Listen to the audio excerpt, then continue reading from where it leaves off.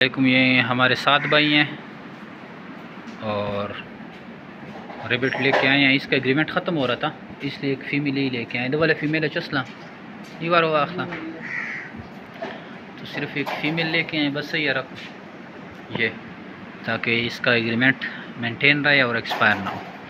वैसे तो आप देख रहे हैं कि आज हमारी कितनी ख़रीदारी हुई है। ये सुबह हमने फार्म कल ख़रीदारी हुई, फिर फार्म खाली किया ऊपर वाला, अब आज ख़रीदारी हुई है।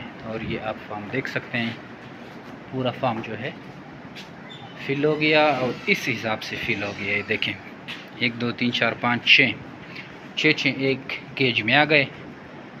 और ये देखें ये 1600 के करीब केज हैं और एक केज में 6 रखे हुए हैं। तो आप अंदाज़ा कर सकते हैं कि अल्हम्दुलिल्लाह कितनी बड़ी ख़रीदारी हमने की है और हर महीने करते रहते हैं और करते रहेंगे। आइए जो मेरे बिट फार्मिंग पाकिस्तान का हिस्सा बने और घर बैठे लाखों रुपये मुनाफा हासिल करें। Thank you.